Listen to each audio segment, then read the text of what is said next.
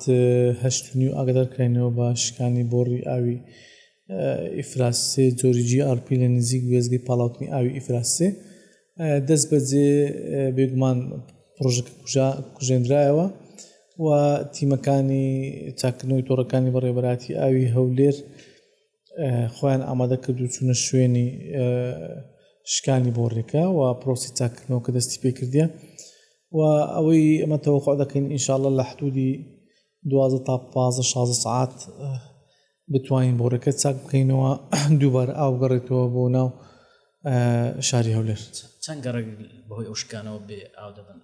ئەگەر بە شێوەی گەڕک نەبیتن چونکە ئەوە دەداتە شەقامی 6 مەتری و 40 مەتری و 120 مەتری، بەڵام شەقامی 6 مەتری بە ئیتیجاهی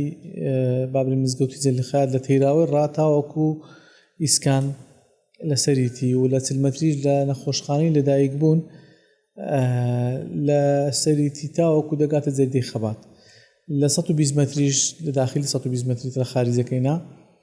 لە پشت وەزارەتی پێشمەرگەوە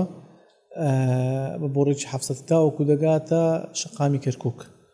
بێگومان ئەو شوێنانە هەر هەمووی بۆڵە ئەو گەڕەکانی دەکەون ئەو بینی هەموو لەسەر ئیفراسێنە و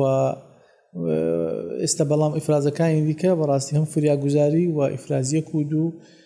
ئەکستێنشنی ئیفراز دوو هەمویان بە تەواوی توانای خۆیان کار دەکەن. تەمەنا دەکەین لە ماوەی داهاتوودا ئینشاءالله بتوانین ئاو بگەڕێنەوە ناو شاری هەولێر و ئەو شەو ئینشاءالله ئاو دەگاتەوە.